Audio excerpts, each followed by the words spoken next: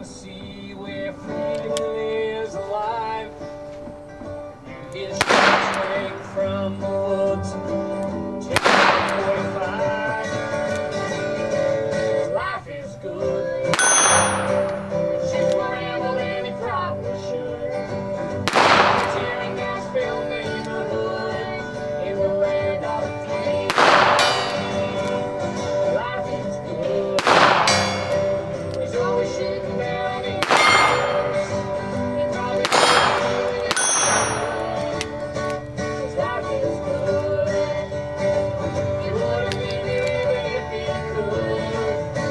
His life is good.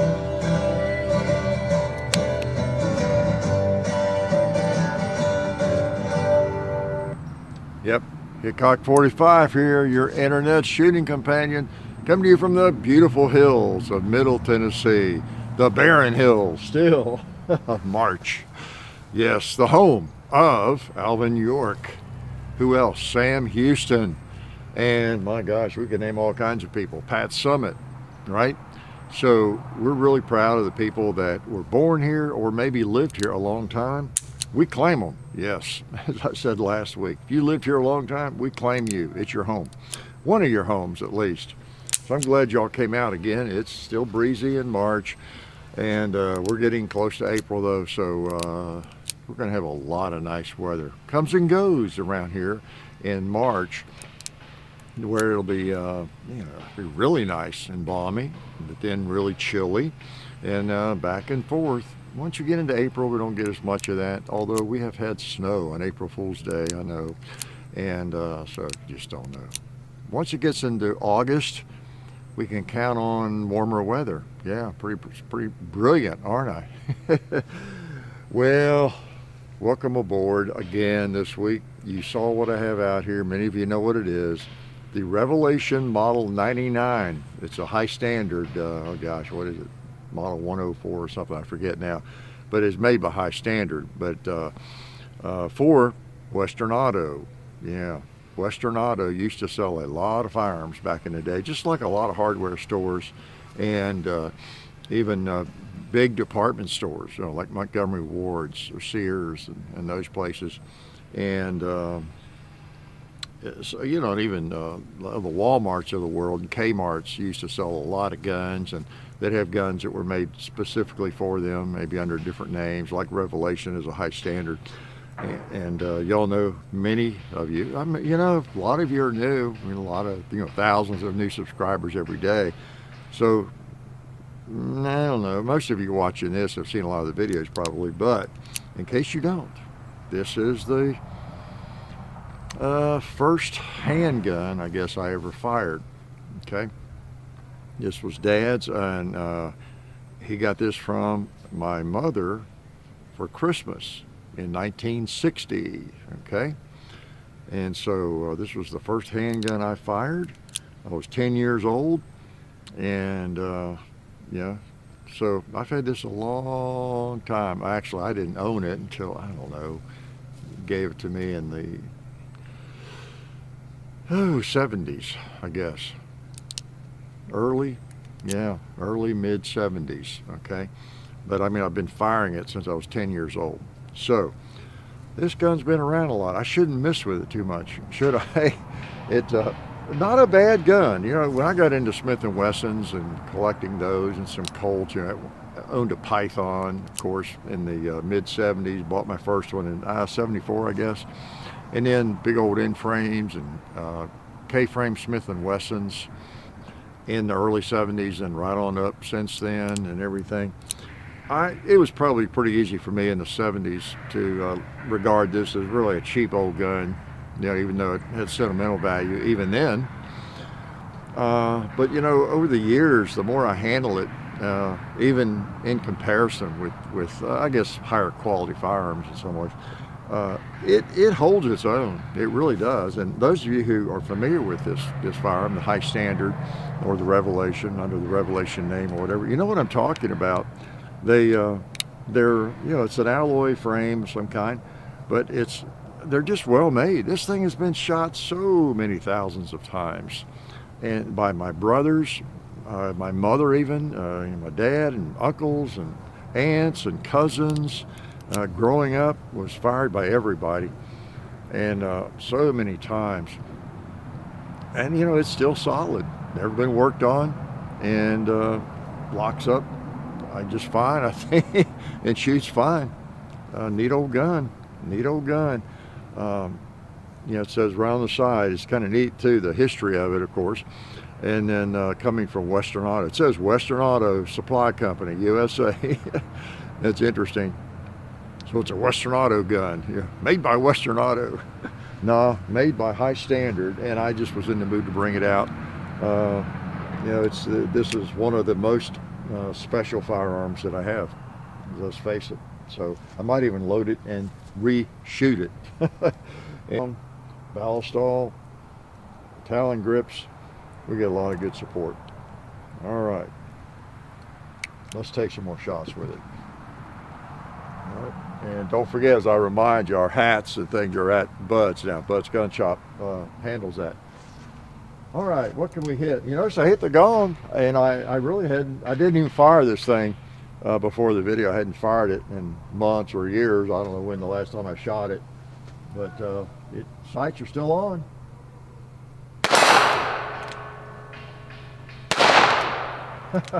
That bowling pin, I think, is hollow. Let me try it again.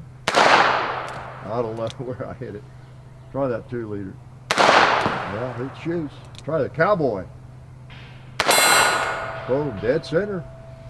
I bet I can hit this guy dead center.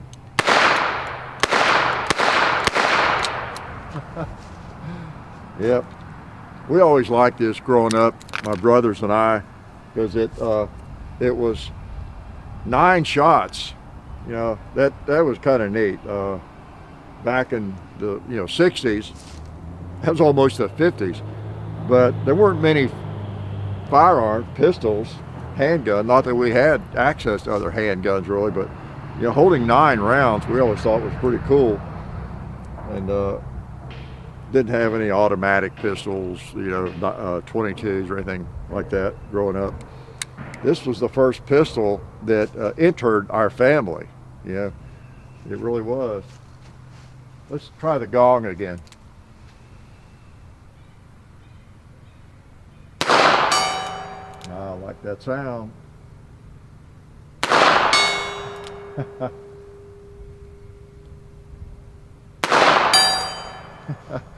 Well, Dad would be happy to know it still shoots just fine after all these years.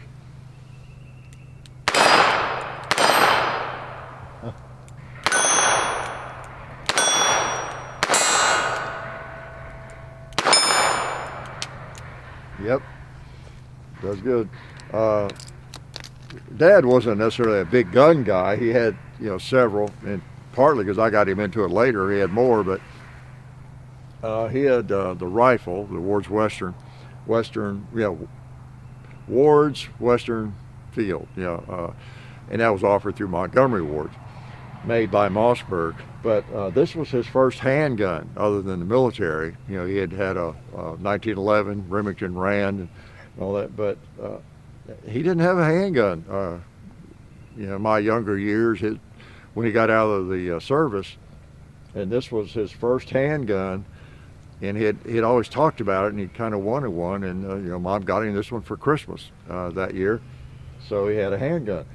And I remember it was a 4-inch at first. He took it back and traded for this because he felt like he needed a longer barrel for target shooting, which a lot of people still do. But this was it, Christmas present. I remember Christmas morning, we lived in Grant County, Kentucky. I can just see it clear as day, sitting in that living room, that old house. It was kind of a farmhouse, neat place. And I see him sitting there and opening that thing up and pulling that out. And it was wow, because I didn't know he was getting it. And there's a handgun, because we didn't have a handgun, and you can imagine that was so cool to have a handgun, in the house now. Wow. And it wasn't long before I was able to shoot it and walk around the farm with it and shoot it. Maybe, I don't know, maybe I was 11 or 12, but I'd get a pocket full of 22 rounds and go out and shoot. I've told you about that. There was we bought that place, there was an old pond. Later Dad filled it in, covered up and everything, but there was an old pond, and there was an old car in it, sitting in it, an old junked car. And so even at age 11 or 12, unlike a lot of youngsters today, I was able to put a pocket full of, or get a pocket full of 22 ammo and this pistol, and walk around and go up there to that pond and shoot holes in the doors of that old car. And that was pretty cool. It's probably one place I got the bug for shooting, and shooting steel and shooting stuff, because you know, that early age, I'm out plinking with this gun in my hand at that old car over there. And then Dad finally ruined my fun and had it, you know, I don't know, hauled out of there. I don't know what they did, filled all that in. But that was quite a treat, you know, for a really young dude like myself, with a handgun. I thought I was the Lone Ranger, Roy Rogers, no doubt about it. So it's a gun I should get out more often. It's a firearm that I should keep limbered up, because whenever Dad would go out to, then we moved back into town, kind of suburbs, and had a 50-acre farm. And whenever Dad would go out to shoot by himself, or if I was off to college or whatever it was, or we'd go out together when I had time, or I was home, we'd take some of my guns, and he'd take this and the 357 Magnum that I have of his, who makes that Hawes, you know, and shoot them all. I always shoot this, you know, because 22, you know, and yeah, he had another 22 later, but he always took this and shot it, and it was a favorite. He liked it. Again, back in the old days, there was the Western Auto right there in town, the small town, and he knew the owners really well, and you know, would be more likely to buy a gun there than he'd say go to Sears or somewhere like that, because he knew those people really well. So the good old days, right? The good old days. So I still hadn't misfired. I don't know if the thing has ever misfired unless it got a bad round somewhere along the way. We've always had good luck with it. It's a good one. Pretty neat. Whoops.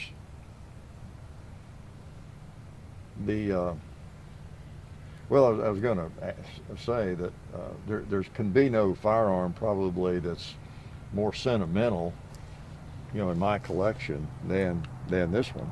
And I'll bet you a lot of you all have some like this that were handed down. So I want you to think about it and then share with me in a minute, okay? What your most sentimental firearm is. While I kill the cowboy. Uh-oh.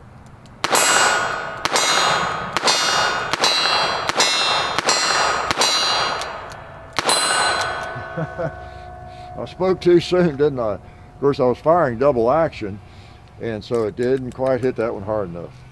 And that's what you run into if you're going to have a malfunction, or I don't know, a 22 or something, or even a center fire that doesn't go off because you did not hit the firing pin or the rim hard enough. It's going to happen in double action. Here I go, giving you all free information again. But I've demonstrated this a few times. I haven't looked at this one, but I'm sure it's the same. If I shoot, it's empty, of course. I just looked at it. If I shoot a single action, you see where the hammer is. I don't know if you can kind of see. It's almost against the frame. Okay. But if I shoot double action, now notice the hammer doesn't go back as far. See, if I cock it, it's falling from there. Y'all can see where it is, almost against the frame. All right, now if I just shoot it, pull it double action, it's going to release from like right there. See that? So it doesn't have as long a throw, the hammer. Just like if I'm hammering a nail and I try to get from here, or I bring it back further, kind of deal. That's a mistake people make with a carry revolver. I've seen it. They want the lightest hammer spring they can get, the lightest double action trigger pull they can get on their carry revolvers. A bigger issue back in the 70s and 80s, but they lighten up that mainspring, or even replace the mainspring with a really light one, and it in double action get duds, not fire the rounds, They have to cock it in order to get it to fire them. So anyway, that's what's going on there. But yeah, do you have something this sentimental? And I was just thinking about what makes a firearm sentimental.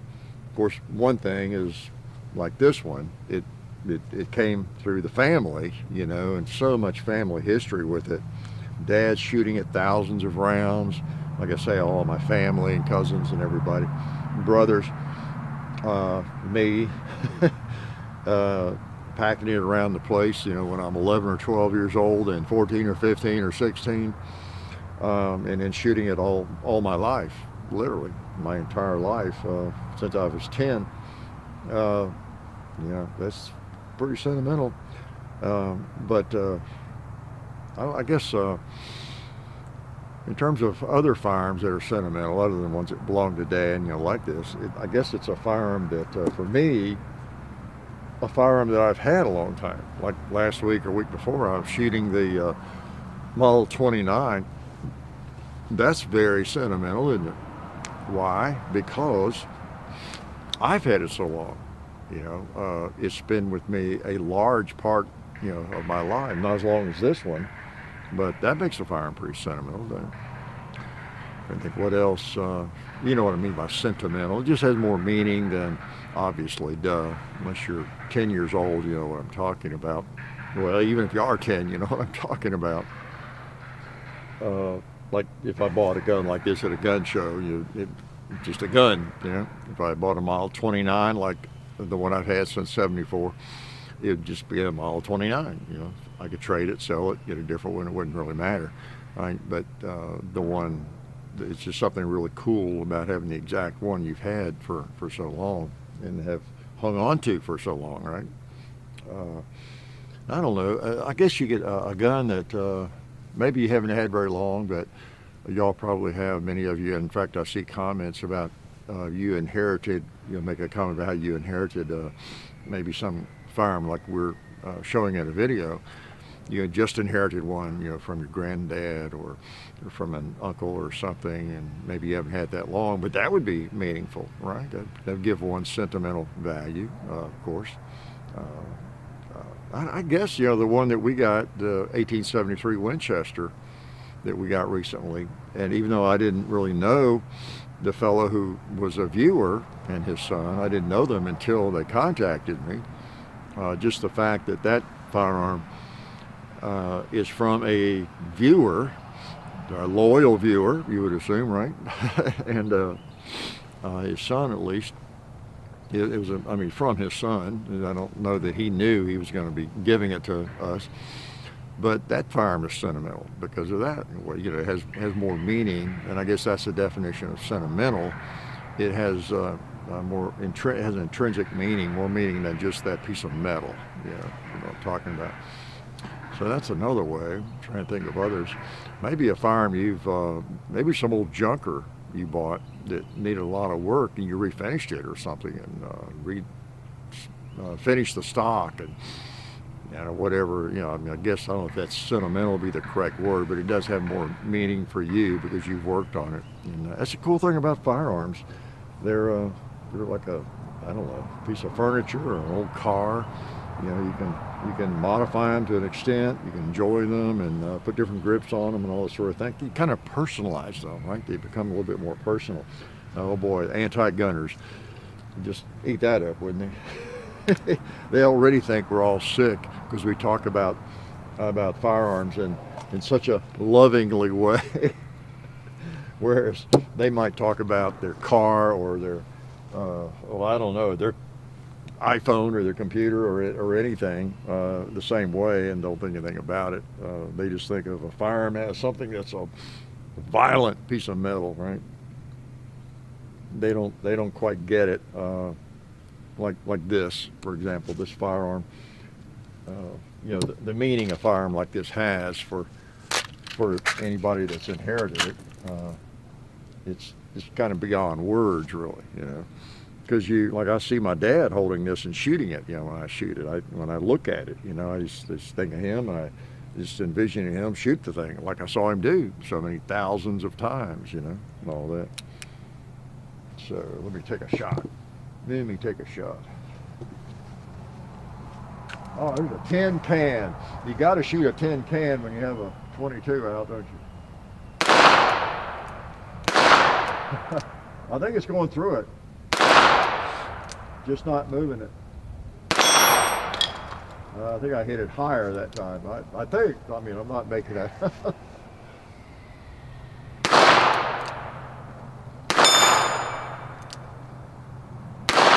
Woo! I love that. I love 22 can do those things. Just get him again.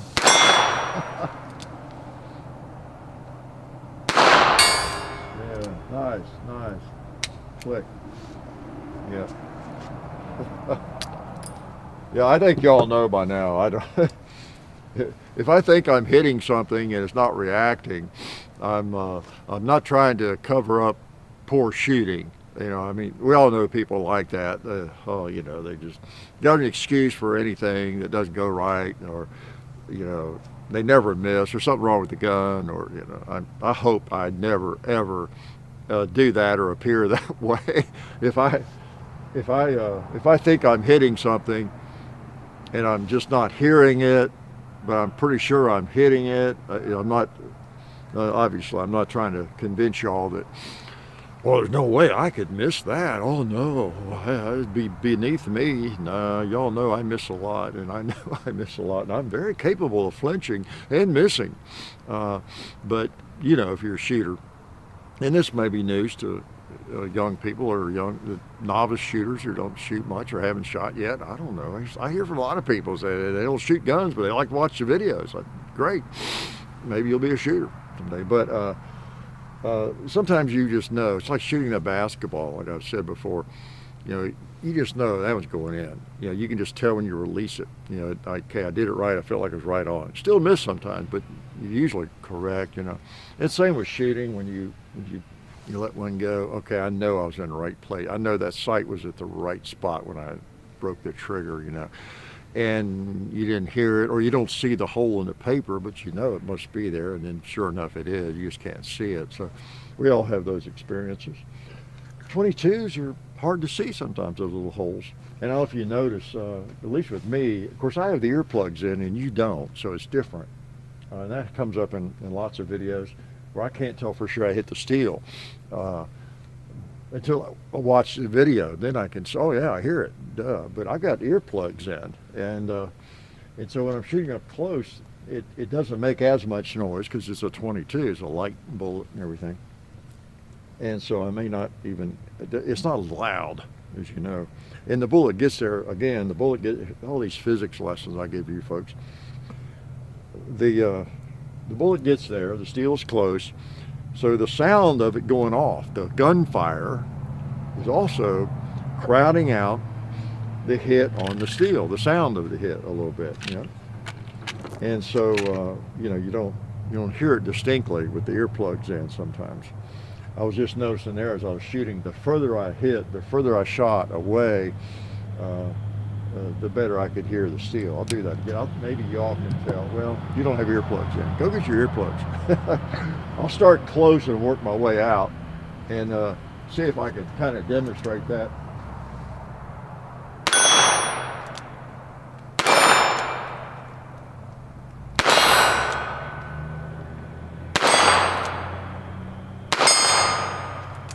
Now let's go out to the gong.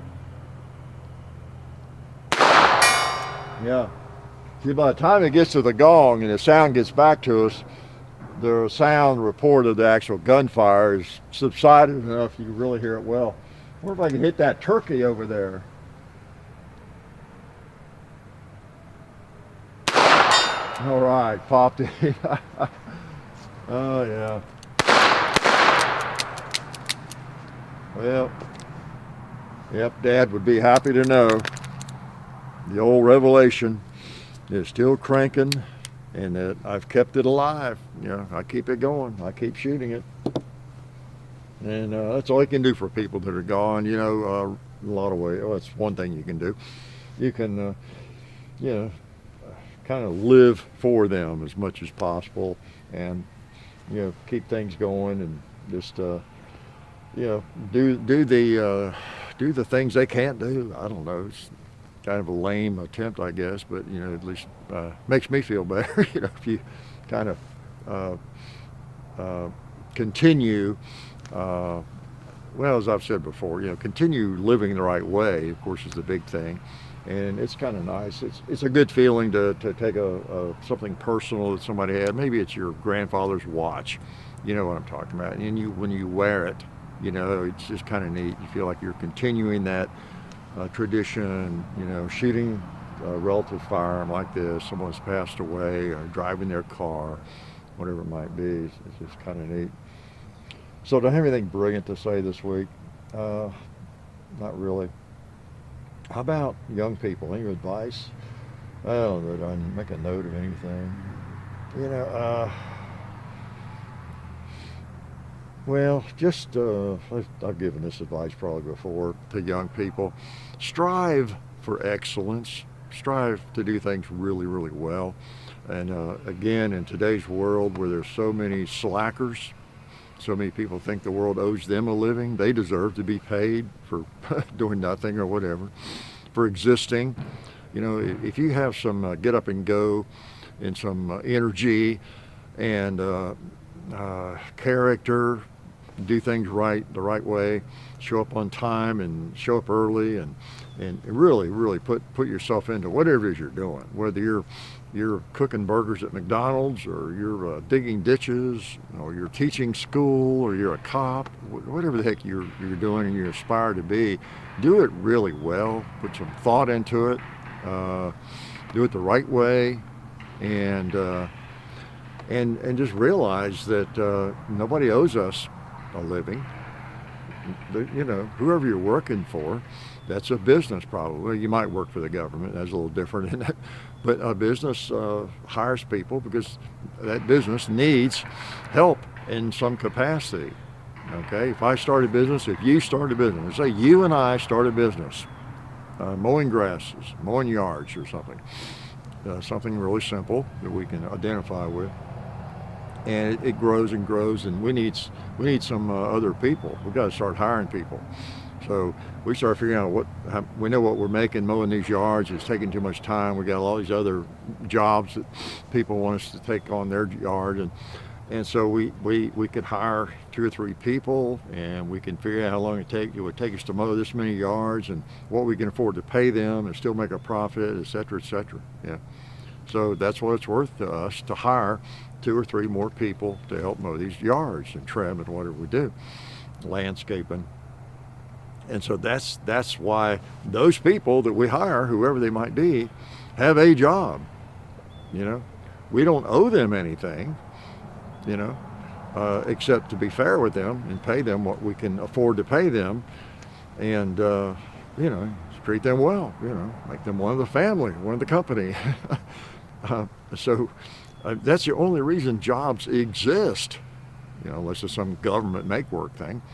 It's because somebody has a task that it makes sense to pay someone to do it. Okay, so I might take a job doing something, and I might, after a while, decide, well, this is good, but you know, this doesn't pay well enough. It's not fair. Well, it doesn't matter whether it's fair or not to me. It's what it's worth to those people. You know, if it's, again, whatever it might be.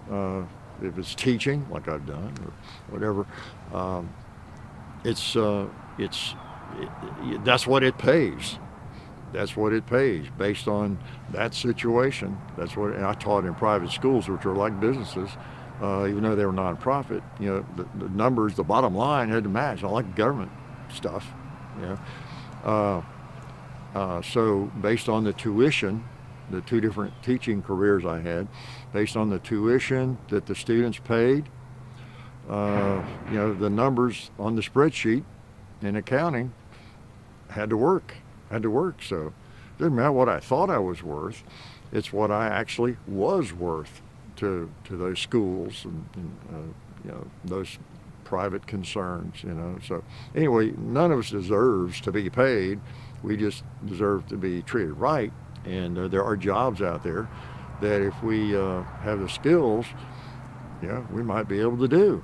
So just do it well, and don't get that attitude. There's a long way around the barn. Just to explain that attitude. The only reason that many of us have had the jobs we've had is because somebody had a company and they had a need to hire somebody, and we worked out for many of us, right? So anyway, but just keep that in mind. Just do right. There are so many people, and many of you've worked with these people, right? A lot of people are really diligent, conscientious, but then there are some people who are not, who's trying to get through to the day. Ironically or coincidentally, the ones who are just trying to put in the hours, get through the end of the day, and no loyalty at all to the company, of course, are the very ones that are always complaining about things. And then, of course, there are some companies that don't treat people well either. So I know there are both sides of that. I've seen both sides of that. But anyway, strive for excellence, young folks. Maybe you'll achieve it every day, okay? Take some pride in your work. That's my advice, okay? So, should I shoot some more? I think I should. I was going to maybe shoot. I brought this out again. I don't know if you probably saw it in the picture. I post. I hope. I typically forget, or sometimes I forget. I brought out the 45 again that I picked up recently. You saw a few weeks ago. I was thinking about shooting that again. I may not get it dirty. Will you forgive me if I don't? I'll show it to you. How's that? Been shooting a lot lately, and a lot of guns I've been cleaning. But this old model 25.5, I really like it. Yeah, I really like it. I'm going to get it out. Maybe I'll get it out in another Sunday shoot around and just shoot it a lot. It's featured. Maybe I won't get it dirty today, but because I want to shoot this some more. But that is a really neat firearm, no doubt about it. I like it. I'm a sucker for big end frames. I'll tell you, they are so sweet, fun to shoot. Boy, that guy said he's still building a house over here on the field next door. At gun shows, when you see these big end frame, well, any of the Smith & Wesson, the classic, I mean the real classic ones, the old ones, not the new ones they call classic. You can call anything classic, right? The prices have really gone up on those things. They sure have. All right. Okay. Here we go. Oh, let's pop the old propane tank down there.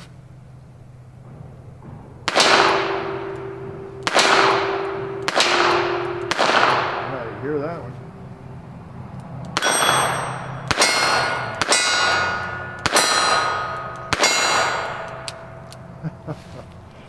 That's sweet.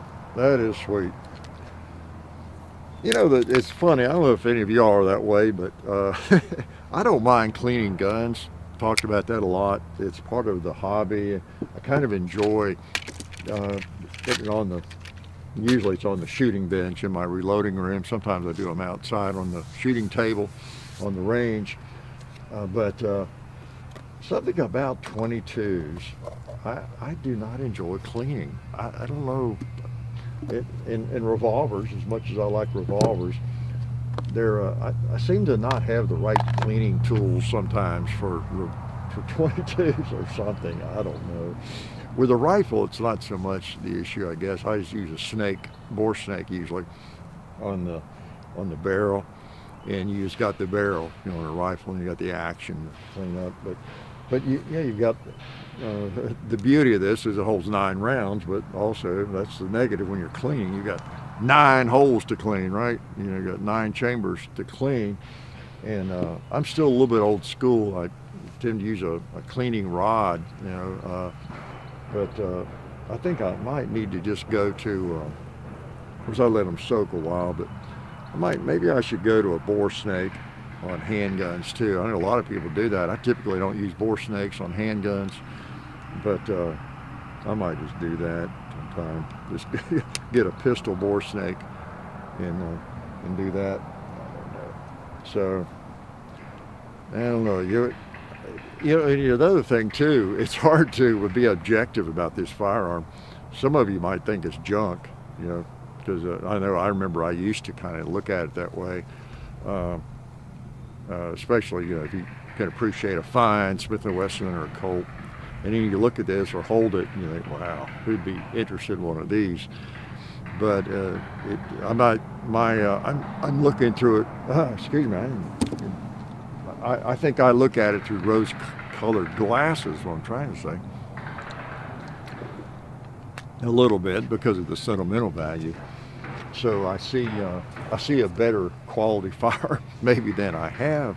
Although I think I'm being fairly objective, and the experience. I've been shooting this thing for over 60 years, so and it works. So it is a fine gun. It just made difference. A little weird.